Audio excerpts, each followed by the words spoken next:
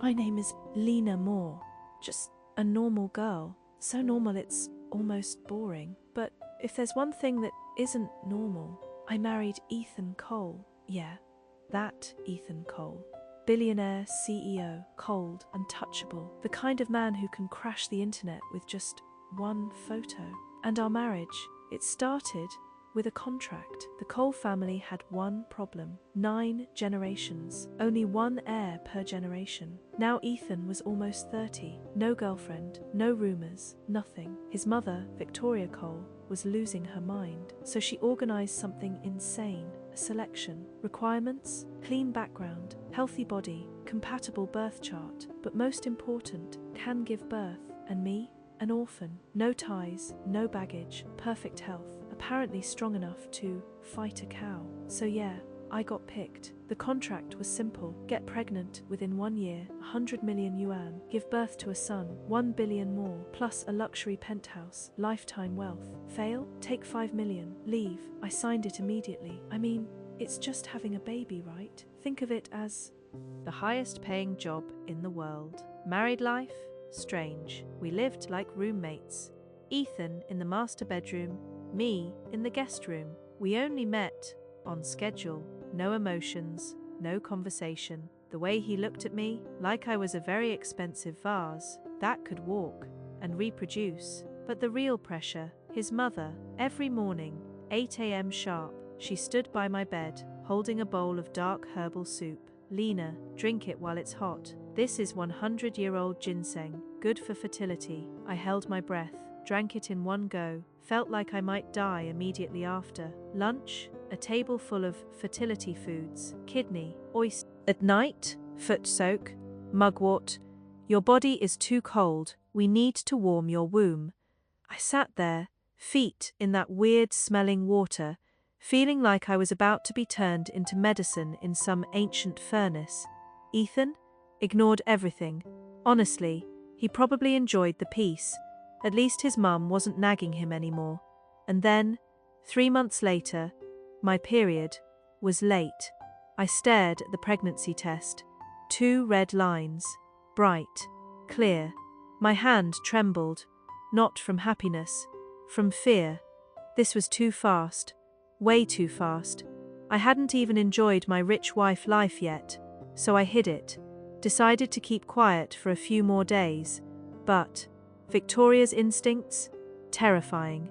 The next morning, the smell of herbal soup hit me, and my stomach flipped instantly. I ran to the bathroom, barely made it. When I came out, she was already standing there, watching me, staring at my stomach. Lena, her voice shook. Are you? Yeah. No escape now. I took out the test. Slowly. She snatched it, held it under the light, like it was the most valuable thing in the world. 3 seconds. That's all it took. Then, a scream, sharp, loud, almost shattered the windows. The whole house exploded into chaos. Clean the ancestral tablets, call the best nutritionist, bring the jade set, call Ethan home now. I was escorted to the sofa like royalty, pillows under my feet, a Hermes blanket wrapped around me. Fresh fruits from all over the world appeared in seconds. Victoria held my hand, eyes red. Lena, you are the blessing of this family. The way she looked at me now, not a tool, a miracle. That afternoon, Ethan came home. He walked in, stopped, because I was sitting there, like an empress. His mother snapped immediately. Your wife is carrying our heir, and you're still out there doing nothing. He frowned, looked at me, careful, suspicious. I lifted the black card, waved it at him, smiled. His frown deepened. That night, I checked my phone. Bank message, plus 100 million yuan. Just like that. No hesitation. I hugged my phone, rolled on the bed. Okay, I whispered, grinning. For this kind of money, I paused. I can give birth to a whole football team. After that, my life changed completely. Before, I was just a contract wife.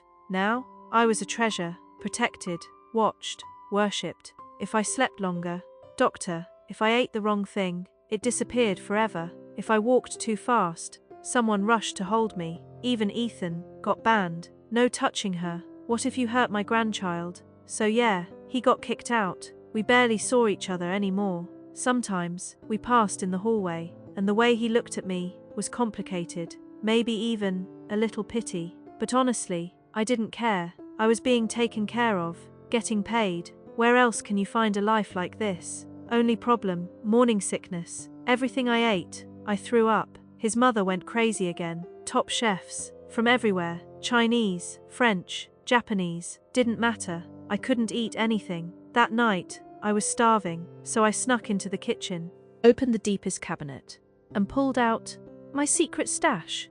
Spicy sticks. I tore it open. That familiar smell hit me. Spicy, artificial, perfect. I took a deep breath. Finally, I crouched in the corner, eating like my life depended on it. Then, the light turned on. I froze. That was the biggest social death of my life. The air froze. For 3 full seconds, I saw Ethan's lips twitch. His expression shifted from shock to pure disbelief, maybe even judgment. What are you eating? His voice was low, confused. I reacted instantly, shoved the rest of the spicy stick into my mouth, chewed, swallowed, wiped my lips like nothing happened. Nothing, just hungry. I said it straight-faced, like a liar with confidence. His eyes dropped to the packaging in my hand. Bright, obvious, no escape. This was probably the first time a man like him had ever seen junk food. The chefs here aren't enough for you? He asked. I sighed. Fine. Truth it is, I'm not used to all that fancy food.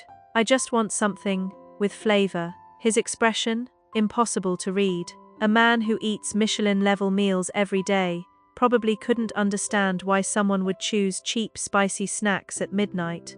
I thought he'd lecture me, like his mother would, but he didn't. He just stared at me for a moment, then turned, opened the fridge, took out a bottle of cold milk. For the spice, he handed it to me, calm. I froze for a second, then took it. Thanks. If you want to eat it, just eat. Don't hide. And then he walked away. Just like that, I stood there, holding the milk. Something felt strange. This cold, distant CEO might not be as heartless as I thought. The next morning, I woke up and froze. On my bedside table was a whole box, spicy sticks, every flavor. Next to it, a note, his handwriting, sharp, clean. I had the kitchen, check them. No harmful additives. Eat less. I stared at it. Then, I laughed. Okay, that was cute. 3 months later, it was finally time. My first official checkup. And somehow, Victoria was even more nervous than me. The entire mansion was cleaned and sterilized the day before. For the baby, she said. Perfect environment. The next day, it looked like a presidential convoy. 3 black Rolls-Royces. Security lined up.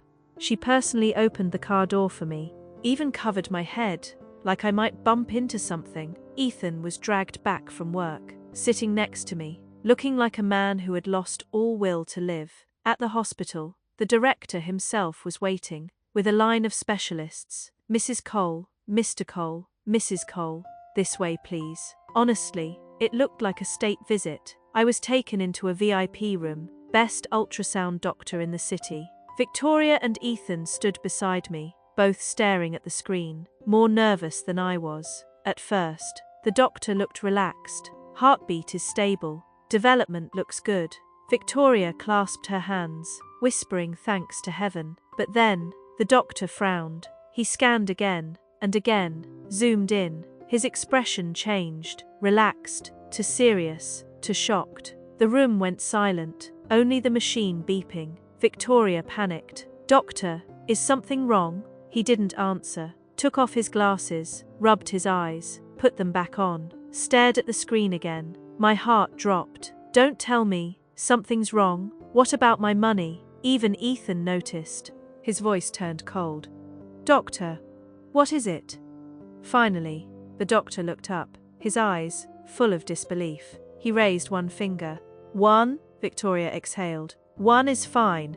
1 is enough. He shook his head, raised another finger. 2, her eyes lit up. Twins? That's amazing. He shook his head again. His face turned pale, raised a third finger. 3, Victoria gasped, clapped her hands. 3, triple blessing. I looked at the doctor.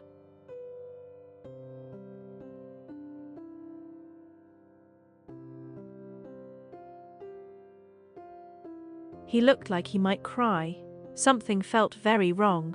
Then, he took a deep breath and raised a fourth finger. His voice trembled. Mrs. Cole, Mr. Cole, Mew, hit the jackpot. Quadruplets, all boys. Boom. My brain exploded. Victoria froze, completely. Ethan, the man who never showed emotion, cracked. He stared at the screen, then at my stomach, like I wasn't human anymore. The doctor collapsed into his chair, muttering, 30 years, first time, silence, dead silence. Then, Victoria moved, slowly, step by step. She reached toward my stomach, but didn't dare touch it. Her eyes were filled with something insane. Joy, shock, fear, worship. She almost dropped to her knees.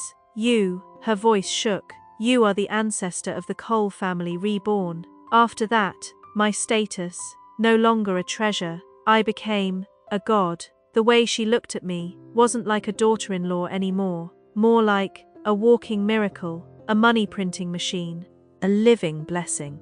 She even placed a huge ancestral tablet outside my bedroom, burned incense, every morning, every night. No name on it, but we all knew it was for me. That imperial jade set, straight onto my neck, heavy, ridiculous. She said, "This protects the babies." I felt like a monk carrying sacred scriptures. Overnight, all of Ethan's properties transferred to my name. Stacks of documents, endless. "Pick whichever you like," she said. "Live anywhere, or tear it down and rebuild. 10% of the company shares, also mine." The day I signed, Ethan's face was priceless. A lifetime empire, gift-wrapped to a woman he'd known for less than a year.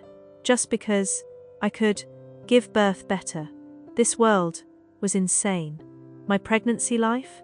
Luxury beyond reason. Strawberries from another country, delivered in 2 hours. Want a concert? A private orchestra. Want to watch stars? A telescope worth millions. I pointed at one star, just casually. The next day, a document arrived. The Lena star, officially named. What?